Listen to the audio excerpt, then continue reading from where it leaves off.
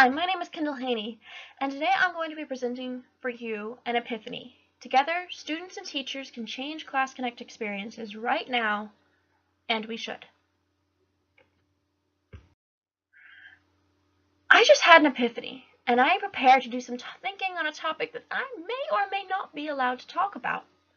But hey, just like you never know what will happen when you step onto a karate mat to get your face kicked in, you never know what talking about a sensitive school topic might get you. In short, I've seen a flutter of activity this school year on the part of teachers and administration alike. Hard work, astounding amounts of compassion about overdue assignments, and the first thing I want to say is thank you genuinely to those people. You know who you are. In addition to the daily grind I know teachers face each day, there has even been copious amounts of consideration by the administration given to getting even more kids to attend Class Connect sessions this year.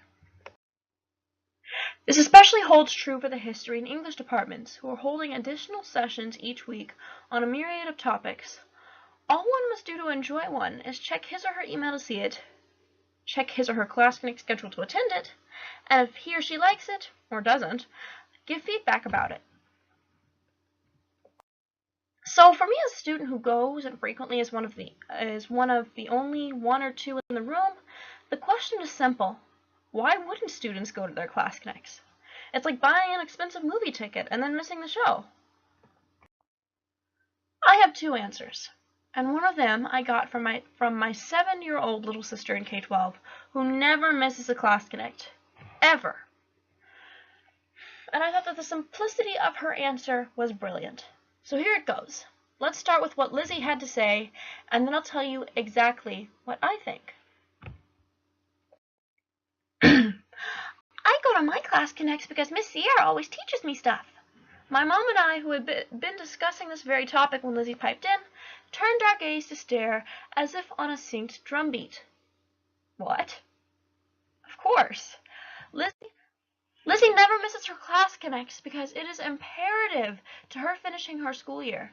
She will be promoted to the next grade level if she can't read. And as of this moment, she is improving, but she's not quite yet a strong leader.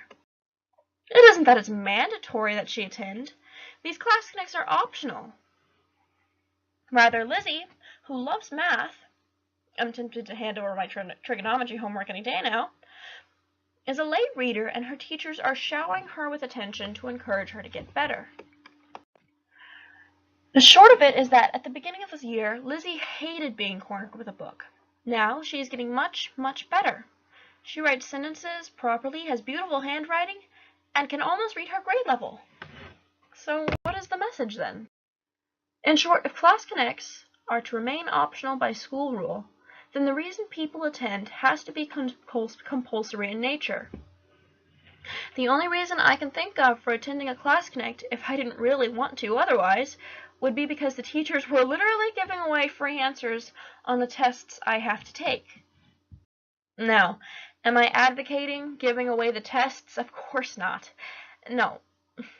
What I'm trying to say is, if I got wind that my teachers were going to help me make an A on the final by hosting Class Connects regularly that were specifically about the material I was going to be asked about, I would feel as a student I didn't want to miss them because they made my life easier. Let me say that again. I have to believe as a student that if I voluntarily went to a Class Connect that I wouldn't otherwise, it would be because I believed that the information offered at the meeting was going to make taking the test I dread easier. That's what happens in a regular school, and I think that would be an okay standard to consider in a virtual one. Now, for what I think. So let me set the stage. I want you to picture a high school cafeteria in a brick-and-mortar school.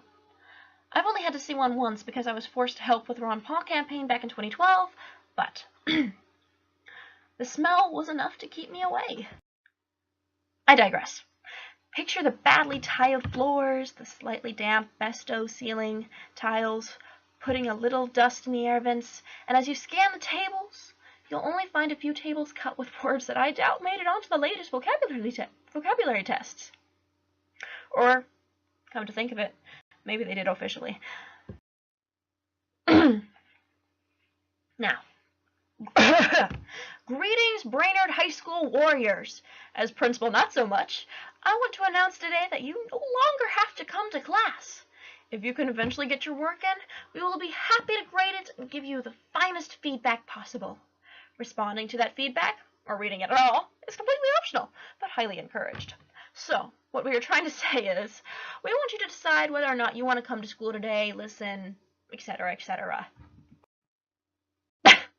Just how many of the Brainerd High School's finest students do you think are going to show up? Let me answer that for you. That's going to be a big old fat 0, no matter how good the cafeteria goop tastes around noontime. Nobody wants to wake up early. Nobody wants to have to deal with a smelly kid who pulls your hair sitting next to you. And frankly, nobody wants to have to deal. Period. Having written all of that, do you guys get just how lucky we are to get to go to K-12 International Academy? I'm serious. We don't have to deal with any of that. But the other side is we signed up for this gig, and so we gotta do it. And some of us don't go because we don't want to be the only person in the room. I mean, I can relate. Others say if I go to a Class Connect, it must help me pass my final because I only have so many hours in a day not to fail it and risk the wrath of my parental units. I can relate. But we are citizens of a community, a virtual one, that is built or falls by our presence or absence, respectively. And as such, I'm going to make a pitch for what I think we all want out of our Class Connects. Who knows? Maybe someone even will read this. Number 1, I want Class Connects that will help me pass the final. I don't care if they're covering material I've already covered or material I haven't seen yet. The bottom line is both situations are going to come up on the final, and this year it turns out this stuff may be on an AP exam I'm supposed to take and look like a genius. Yikes. My mom gave me this idea, and I like it. Instead of study halls exclusively being where I come with a question and my teacher is the sage on the stage, the all-knowing oracle, the wise and powerful, I want the first 30 minutes of that study hall to cover just the reading I was supposed to do, will eventually do, or already did. That will make a great review, and then I can ask questions about that stuff. To make study hall meaningful, don't force me to know the questions I'm supposed to ask when I don't even know the material. How can I ask a question when I don't even know where to start? There. That's my 10 cents for free. Your thoughts? Spike them in the comments below. Let me know you read this, and if you're thinking about it, am I wrong? Thank you, and goodbye.